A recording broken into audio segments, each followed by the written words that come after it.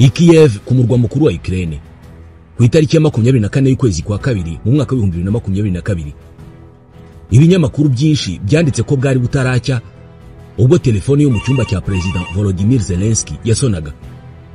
Wari uhamagaye President muri urwo rukerera n'uwari Minisitiri w'umutekano mu gihugu icyo gihe, Denis Anatolievich Monastirski.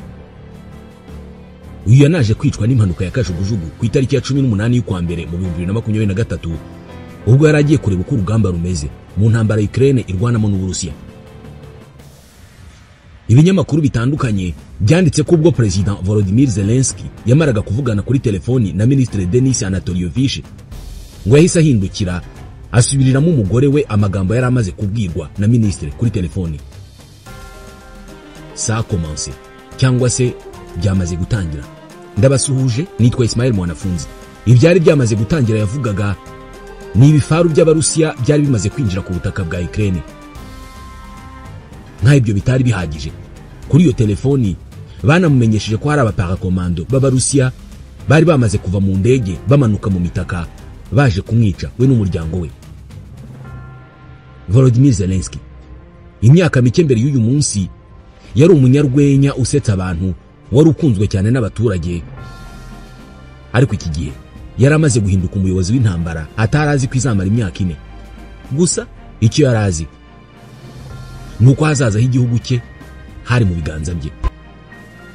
Uyu munsi ngiye kubabwira inkuru y'ubuzima bwa Volodymyr Zelensky. Byose bitangira ku itariki ya 25 y'ukwezi kwa mbere mu mwaka wa 1978 ahitwa Kryvyi, umujyi w'inganda wari uherereye mu majyepfo y'uburasirazuba bwa Repubulika ya Gisosiyaliste y'Abasoviete ya Ukraine. Oleksandr Zelensky wari umwarimu w'ikoranabuhanga n'umugore we Rima Zelenska wari umu-engineer. Babyaye umwana wabo w'imfura bamwita Volodymyr. Muri icyo gihe Repubulika ya Gisosiyaliste y'Abasoviete ya Ukraine ntabwo yari igihugu cyigenga, yari leta imwe mu zigize Leta Zunze Ubumwe z'Abasoviete yategekerwaga i Moscow. Mu muryango w'Abazelensky bavugaga Ikirusiya. Ni na ngombwa ko mumenya ko muri icyo gihe amakartier cyangwa se ibice byari bigize imijyi minini muri Leta Zunze z'Abasoviete bitagiraga amazina. Amakartier bayahaga amanimero aho kuyaha amazina. Habaga hari quartier nimero ya mbere, iya kabiri, iya gatatu, iya kane gukomeza. Umuntu yakubwiraga ko atuye mu 102 ukamenya aho atuye. Volodymyr we rero yavukiye kandi akurira muri quartier nimero 95. Kari agace kazwi kari rwagati mu nzu z'amacumbi zikabakaba ibicu. Izi nzu bazitaga formulaire, inzu z'imiswa. Bazitaga gutya kubera uburyo zari zigerekeranye kandi ari nyinshi. Uyu mwana w'umuhungu yakuze yikundira piano no kubyina imbyino bitaga danse de salon. Gusa yanakundaga umukino wo gukirana bawita lutte greco-romaine. Uyu mujene witwa Volodymyr yabayeho ubuzima butuje kugera ku itariki ya 25 y'ukwa 12 mu 1991. Uwo wari President wa Leta Zunze Ubumwe z'Abasoviete Mikhail Gorbachev. Aha yaravugaga ati bitewe n'uko ibintu bimeze uyu munsi, bitewe n'icyemezo cyo gushinga umuryango mushya uhuriyeho leta zigenga, kiziherezo ku nshingano zanjye nka President wa Leta Zunze Ubumwe z'Abasoviete. Iki cyari nk'umutingito mu birebana na politike y'isi. Leta Zunze Ubumwe z'Abasoviete zari zihanantutse, zisenyura ku butaka, zihagarika kubaho. Ibi byahise bihindura imitegekerwe y'isi yose kubera ko ubwo byari bivuze ko ibihanga bibiri byari mu nkono imwe, no kuvuga Leta Zunze Ubumwe z'Abasoviete na Leta Zunze Ubumwe za Amerika, kimwe cyari kivuyemo. Leta Zunze Ubumwe z'Abasoviete zahise zivamo leta 15 zigenga imwe imwe. Iki gihe ni nabwo ibibazo by'ubukungu bikabije byahise bivuka muri byinshi muri ibyo bihugu. Mu masoko ama etagere yasigaye mu busa, ibyo bitangira kubimboneka rimwe. Umujyi wa Kryvyi wisanga mu makimbirane n'ubugizi bwa nabi butagira izina, batangira kuwita gangster city. Amahirwe ya Volodymyr Zelensky nuko ababyeyi be bamubaye hafi, ntiyishyira hamwe n'abajene b'abanyarugomo. Muri make we icyo yikundiraga nuko bicyamamare, imisatsi idasokoje, amaherena, agakunda gucuranga gitari. Muri make yagaragaraga nk'umuntu uzaba icyamamare mu kuririmba rock. Uyu mujene yikundiraga sinema, cyane cyane filme z'Abafaransa cyangwa z'Abataliyani. umukinnyi wa filime yakundaga kurusha abandi ni umunyarwenya w'umufaransa Louis de Funès. Nk'abandi banya-Ukraine bose bo mu burasirazuba, Zelensky iyo yabaga ari mu muryango we yavugaga ikirusiya. Muri make, muri icyo gihe Ukraine yari igabanijemo ibice bibiri. Igice kinini cy'uburengerazuba kirimo n'umurwa mukuru Kiev, abagituye bavugaga ikinya-Ukraine. Hanyuma ikindi gice cyo mu burasirazuba ari nacyo gito, abagituye benshi bakavuga ikirusiya. Igisa n'igitangaje nuko Zelensky yize kuvuga ikinya-Ukraine akuze. Yavukiye mu gice kivuga ikirusiya. Uyu musore warotaga umunsi umwe kuzava muri ako gace yavukiyemo yaje kubigeraho abikesha gukina teatre cyangwa se ikinamico. Volodymyr yari afite imyaka 17 ubwo we n'inshuti ze z'urungano biganaga mu mashuri yisumbuye batangizaga itorero ry'ikinamico ryabikoraga mu buryo butari kinyamwuga. Bidatinze batangiye gutegura ibitaramo byo gusetsa abantu. Zelensky yakundaga ko abantu bamwitaho kandi yari umusore uzi guhanga udushya. Mu ntangiriro iri torero ryabo nta bintu bikomeye ryakoraga usibye gukina imikino mike muri quartier 95 yindi bavukiyemo. Usibye ko Zelensky yari afite izindi nzozi. Yashakaga no kuzaba umudiplomate. Akirangiza amashuri yisumbuye yashatse kujya kwiga mu ishuri rikomeye ryigishaga imibanire y'amahanga ryari Moscow. Gusa ikizamini cyo kwinjiramo cyaramutsinze. Ahita yigira kwiga amategeko muri Institut d'Économie de Crèverie aho yavukiye. Buri gihe nyuma y'amasomo kimwe n'ibindi bihumbi by'abajene b'abanya-Ukraine, uyu munyeshuri yatsaga televiziyo akareba KVN, le Club de Malin Rigolo. Iki cyari ikiganiro cya televiziyo cy'Abarusiya aho amatsinda y'abanyarwenya aturutse hirya no hino mu bihugu byari bigize URSS yahatanaga mu mikino y'urwenya. Volodymyr n'abagenzi be barotaga umunsi umwe kuzajya muri ayo marushanwa. Banditse umukino baranawitoza mu gihe cy'amezi menshi babikorera iwabo wa Volodymyr. Mu mwaka w'1988 nibwo akazi kabo kabyaye umusaruro.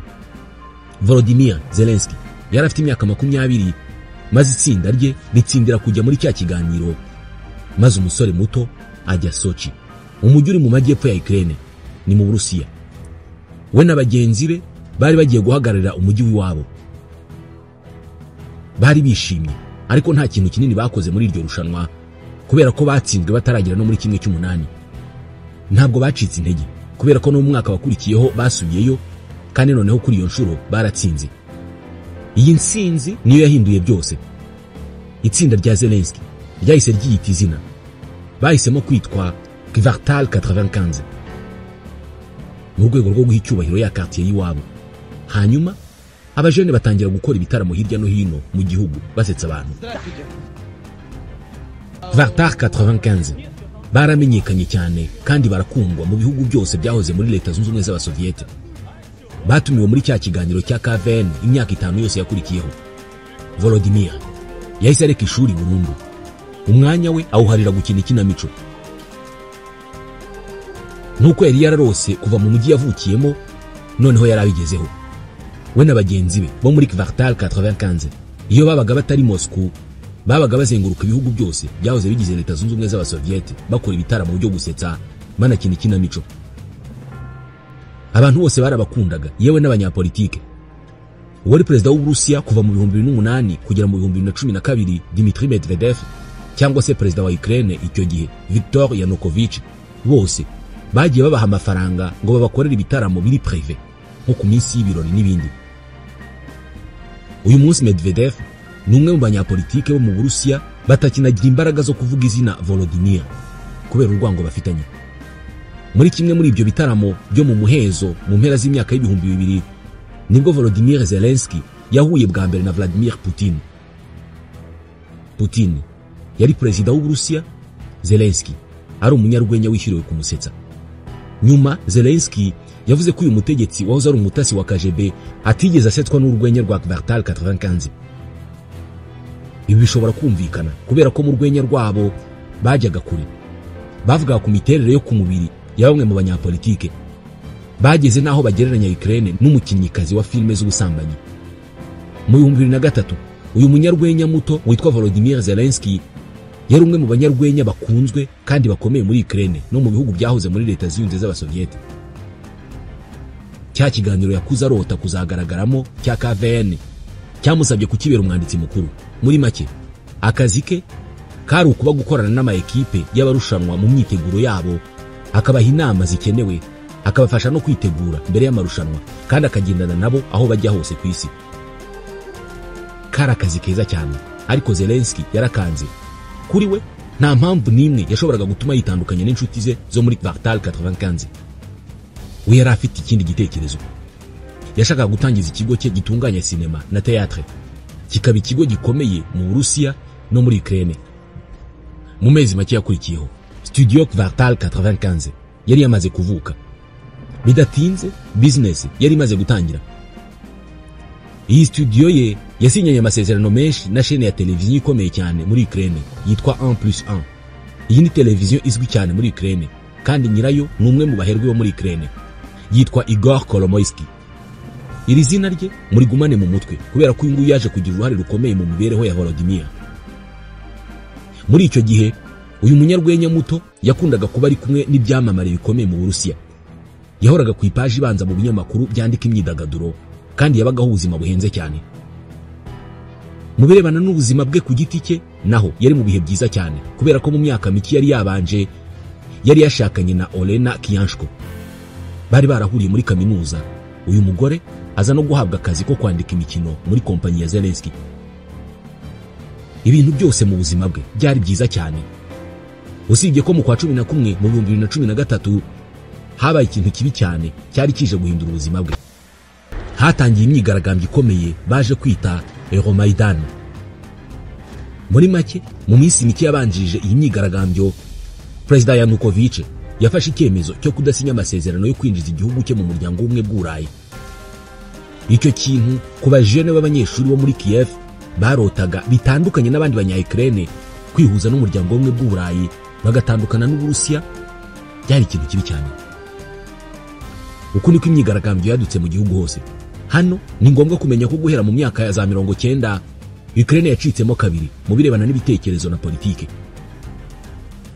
Ku ruhande rumwe, bamwe mu banya-Ukraine by'umwihariko abegereye umupaka n'Uburusiya biyumvaga nk'Abarusiya, kandi badashaka gutakaza icyo bafataga nk'igihugu cyabo cya nyacyo. Hanyuma ku rundi ruhande hakaba abandi banya-Ukraine bo mu burengerazuba, ari nabo benshi, bashaka kwitandukanya n'uwo murage w'Uburusiya bakiyegereza Uburayi. Iyi myigaragambyo yakongejwe n'uyu mujinya w'abanyeshuri kugera ihindutse impindura amatwara nyirizina. Iyi niyo baje kwita la révolution de Maidan. Iminsi 5 y'imyigaragambyo ikomeye yahuje abantu barenga 200,000 mu kwa kabiri mu 2014. Ni imyigaragambyo yakomeye ibamo kurwana hagati ya polisi n'abigaragambya, maze abantu 120 basiga ubuzima. Ku itariki ya 21 y'ukwa kabiri mu 2014, Perezida wari ushyigikiwe n'Uburusiya Viktor Yanukovych yafashwe amashusho na kamera z'umutekano arimo ahunga avaho yari atuye, afite tablo iyi mitako ihenze ayifite mu ntoki, arimo akiza amagara ye. Bukeye bwaho Rada, inteko ishinga amategeko ya Ukraine, yatoye ukweguzwa kwe. Iyi yari intsinzi ikomeye, ariko siko buri wese yabibonaga. Mu majyepfo no mu burasirazuba bwa Ukraine, ubwo ni hahandi hafi y'Uburusiya, abigaragambye bashyigikiye Uburusiya baje kwitwa abaseparatiste bagiye mu mihanda bamagana iyo mpindura amatwara. Bashaka kuva kuri Ukraine bagashinga igihugu cyabo gikorana n'Uburusiya. Muri make byari akajagari gakomeye, ku buryo mu kwezi kwa 4 mu 2014 hadutse intambara ishyamiranyije b'abaseparatiste bashyigikiwe n'Uburusiya barwana na guverinoma ya Ukraine. Mu gihe cy'imyaka 8 aba baseparatiste bashyigikiwe na Vladimir Putin ndetse n'ingabo za Ukraine barwanye mu ntambara bise iya Donbass. Aka ni agace kari ku mpera ya Ukraine mu burasirazuba neza ku mupaka n'Uburusiya. Tugarutse ku mugabo wacu Volodymyr Zelensky, we yari umunyarwenya w'umustar. Yari afite imyaka 36, kandi ibi bintu byari birimo kuba mu gihugu cye byaramubabaje cyane. Umunsi televiziyo 1+1 yamutumiraga mu kiganiro ngo avuge icyo atekereza ku birimo kubera mu gihugu, yarabyemeye. Ati mbere yo kugira ikindi mvuga, ndashaka kubanza guha ubutumwa Yanukovych. Bwana Yanukovych, njyewe ndakuzi amaso ku maso, twarahuye inshuro 3. Wambwiraga ko ari ingenzi kwihangana no kugira ubworoherane. ndabizi ko uri umuntu ukomeye kandi ibyo ugomba kubyibuka uyu munsi. Amateka ntabwo akiri ku ruhande rwawe, ntabwo ukiri perezida wa Ukraine. Mu buryo bwatunguye buri wese, Volodymyr yarashyigikiye impinduramatwara. Ndavuga ko byatunguye bose kubera ko Volodymyr Zelensky yavukiye mu gace ka Ukraine kavugwagamo ikirusiya gusa. Muri make yabonwaga na benshi nk'umuntu wagashyigikiye Uburusiya. Gusa intambara y'abashyigikiwe n'Uburusiya yaramubabaje cyane kugera n'ubwo yafunze ishami rya kompanyi ye ryari Moscow. Aha niho uyu munyarwenya yamenyeye ko inshingano ze hatari ugusetsa abantu gusa, ahubwo ni no gutuma batekereza. Iki gihe hari hashize igihe atekereza kwandika filime yari kuzanyuzamo ibitekerezo bye ku buzima bwa politike muri Ukraine. Iyo filime yavugaga inkuru y'umwarimu mu ishuri ryisumbuye i Kiev, umwarimu watunguwe cyane akisanga abaye perezida wa Ukraine avuye ku bwarimu. Uyu mushinga wari ugiye guhindura byose.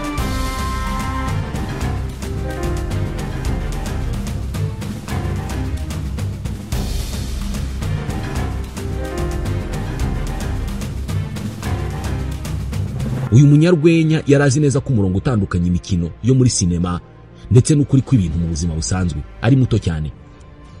Ku itariki ya 16 y'ukwa 11 mu 2015, Volodymyr Zelensky yarebye bwa mbere episode ya mbere ya seri cyangwa se filime ye yise Le Serviteur du Peuple, umugaragu wa rubanda. Yari irimo itambuka kuri ya chaîne ya televiziyo y'abanya-Ukraine 1+1. We ubwe niyo wayanditse, arayitunganya kandi ayikinamo, ariwe mukinnyi mukuru Vasil Petrovich Oloborodko, ariwe wa mwarimu w'amateka muri rimwe mu mashuri yisumbuye i Kiev. Umunsi umwe uwo mwarimu ari mu ishuri, umujinya waramufashe aratomboka, aratongana cyane, amenagura ibintu kubera ruswa yari yarazahaje igihugu. Byasabye gusohora sezo imwe yonyine ngo filime ibe yamaze kwamamara kuri chaîne za televiziyo zose zo muri Ukraine. Yarebwe n'abantu miliyoni 20, kimwe cya kabiri cy'abaturage bose ba Ukraine. Kuri Zelensky, Volodymyr byari ikintu gikomeye.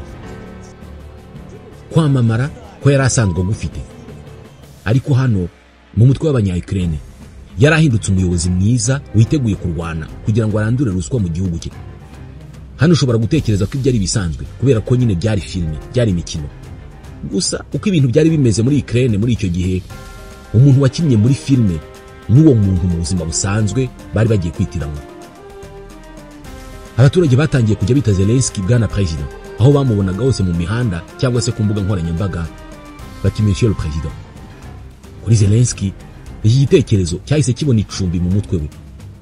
Uko niko mu kwa mbere mu 2017 Zelensky Volodymyr yinjiye mu ishyaka rigamije impinduka ryitwa Le Parti du Changement Décisif. Ryari n'ishyaka rishya kubera ko ryari ryarashinzwe mu mezi make ashize. Nk'umuntu w'icyamamare wari ugiye muri iryo shyaka, yahise asaba ko rihindurirwa izina bakaryita Serviteur du Peuple, izina rya ya filime. Abantu bati kabaye Zelensky arashaka kuba president. Gusa we yarabihakanye, avuga ko ibyo byose atari umushinga wa politike. Nyamara ku itariki ya 31 y'ukwa 12 mu 2018, Zelensky Volodymyr yari mu biruhuko n'umuryango we. Amatora ya president yo mu 2019 yari yegereje. Izina rye ryakomezaga kuvugwa n'abaturage.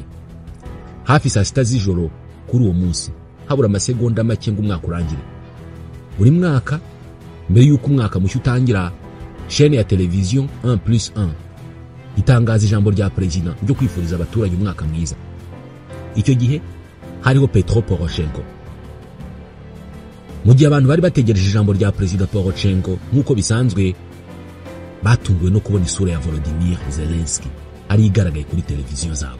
Іду в президенти України. Давайте зробимо це разом. З новим роком. Ati ndifuza kuba perezida wa Ukraine. Ati mureke twese dufatanye tubigereho.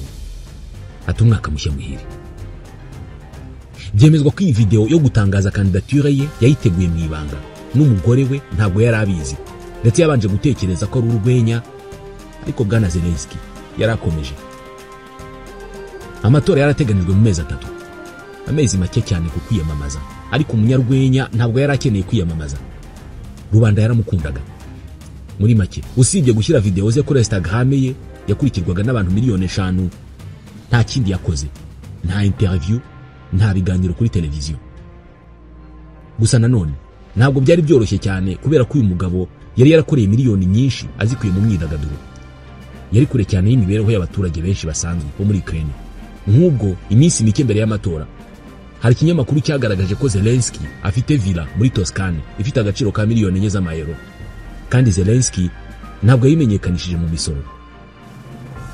Muri make ukwiyamamaza kwe kwari gushingiye ku bantu babiri b'ingenzi. Uwa mbere ni Igor Kolomoisky, nigeze kumubabwiraho, umuherwe nyiri chaîne ya televiziyo 1+1. Uyu yafashije cyane Zelensky. Uyu muherwe yari afitanye ibibazo na Perezida Poroshenko wariho icyo gihe. Yari yiteguye rero gukora byose ngo agire Zelensky president. Mbere yarabanje amutambukiriza ya video yo gutangaza kandidature ye ku itariki ya 31 y'ukwa 12. Ubundi mbere y'amasaha 48 ngo amatora abe, televiziyo ya 1+1 yatambukije ya filime ya Zelensky, The Servant of the People, ku buryo abantu bagiye mu matora bavuga bati president n'uyu. Undi muntu wa kabiri w'ingenzi mu kwiyamamaza kwa Zelensky Volodymyr yari Vasil Petrovich Oloborotko, ni ukuvuga umukinnyi wa filime wo muri ya serie ari we Zelensky ubwe wakinnye ari wa mwarimu. Iriya sura yo muri filime nayo yaramufashije cyane muri ariya matora. Icyo gihe mu gihugu hose hari huzuye ibyapa byanditseho ngo Président Serviteur du Peuple aratangira inshingano vuba. Zelensky yageze n'ahakoresha decor zo muri ya filime, ni ukuvuga amashusho yo muri ya filime akaba ari yakoresha mu kwiyamamaza. Ikibazo cye nuko ibyo yasezeranyaga abaturage n'ubundi byari filime gusa, nta kintu gifatika yabwiraga abaturage cyumvikana. Nk'ubwo yarababwiraga ati mwe mu ntore ubundi mberekeye Ukraine yo mu nzozi zanjye. Nta buryo yagaragazaga azaca ruswa, uko azagarura amahoro muri Donbass cyangwa se uko azasana imihanda. Ibi byose ntabyo yavugaga. Muri make umunyarwenya nta kintu yarazi kuri politike. Ikindi kibi cyane nuko ururimi rw'ikinya-Ukraine yaruvugaga nabi cyane, nubwo yafashe amasomo menshi kandi mu buryo bwihutirwa mbere yo gutangira kwiyamamaza. Muri make byari bigoranye kwemera ko umugabo w'umutangizi muri politike nka Zelensky yashoboraga kugera ku gasongero k'ubutegetsi muri Ukraine. Nyamara ku itariki ya 31 y'ukwa gatatu mu 2019 Zelensky yaje imbere mu cyiciro cya mbere cy'amatora n'amajwi 30%. Ni hafi inshuro ebyiri z'amajwi y'uwamukurikiye ariwe perezida wari ucyuye igihe Petro Poroshenko. Icyari gikurikiyeho ni ikiganiro mpaka hagati y'abakandida babiri. Iki cyari igitaramo. Ni ikiganiro cyabereye muri Stade Olympique ya Kiev ku itariki ya 19 y'ukwa kane mu 2019, iminsi ibiri mbere y'icyiciro cya kabiri cy'amatora. Вчитися на посаді президента. Ви наголосили на тому, що у вас Abaturage barafanaga bagasakuza buri uko hari uvuze ijambo ribanyuze. Ku itariki ya 21 y'ukwa kane mu cyiciro cya kabiri amatora yabaye nk'umugenzo.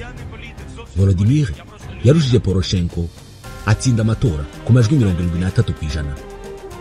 Byari ubwa mbere umukandida ashyigikirwa n'abantu benshi baturutse mu gihugu hose. Mu buryo butangaje abenshi mu bamutoye nabo mu burasirazuba, ka karere kegereye Uburusiya kandi gashaka kwigumanira n'Uburusiya. Kuri Volodymyr yumvaga ko ibintu byose birangiye, ariko byari bigiye gukomera kurenza uko yabiteganyije. Yaragiye kumenya icyo ubutegetsi ari cyo ureka ibya filime. Ku itariki ya 20 y'ukwa gatanu mu 2019 Volodymyr Zelensky noneho yari afite akazi ka nyako, ni ku inshuti ze zo muri Kvartal Studio zavugaga. Ku myaka 41 yarahiriye kuba perezida wa Ukraine. Zelensky ntabwo yagiye muri Bankova wenyine, irindi ryo zina rya presidence ya Ukraine. Umunyarwenya yajyanye mu biro bye n'inshuti ze zo mu mwuga wo gusetsa, zarimo nka Serire Shefir, mugenzi we wo muri Kvartal Studio. Uyu yahise aba umujyanama we wa mbere. Umwanya wo kuyobora urwego rw'ibanga n'ubutasi yawuhaye Ivan Bakanov, inshuti ye yo mu bwana babanye muri Formilière. Muri make habazwa abantu 30 bose bo muri Studio Kvartal bahawe imyanya yo hejuru mu butegetsi bwa Zelensky. Abamunenga batangira kuzamuka, ariko umunyarwenya yari yiteguye kubacecekesha. Yahise atangirana ingufu ahereye ku gushaka kurangiza intambara yo muri Donbass. Yahise anasesa Rada, inteko ishinga amategeko ya Ukraine, ahamagaza amatora y'abadepite. Ishyaka rye nta nubwo ryari rifite izina, mwibuke ryari rikitiranwa na ya filime. Nta mudepite n'umwe yari afite, ariko yatekerezaga ko uburyo ari icyamamare muri rubanda bizamufasha cyane. Yagize neza kubitekereza gutya kuko byarakoze. Mu matora y'abadepite ishyaka rye ryahise ribona ubwiganze. Abadepite batowe nta kintu bari bahuriyeho n'abanyapolitike basanzwe muri Ukraine. Bari biganjemo abafite imyaka itageze kuri 35 kandi abenshi bari bavuye mu miryango itari ya leta, abenshi ari bashya mu bya politike.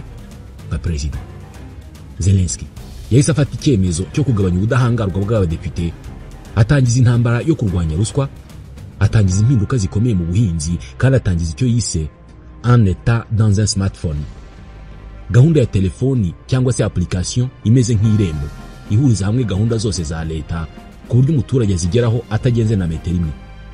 Yanatangije gahunda zo gusana imihanda neza nk'uko wa mwarimu w'amateka waje kuba perezida yabirotaga. Volodymyr yashakaga kuba perezida usanzwe. Mu ijambo rye nyuma yo kurahira imbere y'abadepite n'abandi banyacyubahiro, yanavuze aya magambo: sinshaka na gato ko hari ifoto yanjye izamanikwa mu biro byanyu. Umukuru w'igihugu ntabwo ari ifoto. Mu biro byanyu muzamanikeho amafoto y'abana banyu, hanyuma mbere ya buri cyemezo muzajya mufata mujye mubanza mubarebe mu maso. Yahise anatangira kwitandukanya na wa muherwe wamufashije cyane, Igor Kolomoisky, kugira ngo acecekeshe burundu abamushinjaga ko akorera abaherwe. Gusa nubwo yakoraga ibi byose, mu ntangiriro ntabwo abantu bamufataga nk'aho akomeje. Ku rwego mpuzamahanga naho bamwe mu basesenguzi ba politike baravugaga bati ni gute umunyarwenya yarangiza intambara yo muri Donbass. Nubwo hari amasezerano ya Minsk yasinywe mu 2015 yo guhagarika intambara, ariko iyi ntambara yari imaze guhitana abantu 14,000, harimo 8,000 by'abanya-Ukraine b'abasirikare n'abasivili. Zelensky yavuze kenshi amahoro mu bikorwa byo kwiyamamaza, ariko none igihe cyo gukora cyari kigeze. Uko niko ku itariki ya 9 y'ukwa 12 mu 2019 yagiye i Paris mu Bufaransa. Imbere y'umuyobozi wa guverinoma y'Ubudage Madame Angela Merkel na Perezida w'Ubufaransa Emmanuel Macron, Volodymyr na mugenzi we w'Uburusiya Vladimir Putin barahuye. Muri kimwe mu byumba byo muri Elysée, Volodymyr Zelensky ntabwo yaramenyereye inama zo kuri urwo rwego. Bicaye, Zelensky yarateye umugongo abafotozi. Bwana Putin ahita amubwira ati dore bicara bareba hariya aho bagafotozi bari. Ni amashusho yavuzweho cyane mu bitangazamakuru. Nubwo hari icyizere, ariko Zelensky na Vladimir buri wese yanambye ku bitekerezo bye. Ibiganiro birangira nta kigezweho. Ibi byatumye benshi batangira kuvuga bati ntitwababwiye ko uyu munyarwenya nta kintu azi kuri politike. Nk'aho ibyo bitari bihagije, mu kwa 7 mu 2019 twasomye mu binyamakuru ko Perezida Trump yari yahagaritse inkunga ya miliyoni 400 z'amadolari yahaga Ukraine, agamije gushyira igitutu kuri Perezida Zelensky kugira ngo atangize iperereza kuri Joe Biden n'umuhungu we Hunter Biden ku byaha bakekwagaho bya ruswa muri Ukraine. Zelensky yaje kwemera gutangiza iryo perereza, maze benshi bati wa muntu n'umunyantege nke. Trump amushyize ku gitutu, undi arabyemera.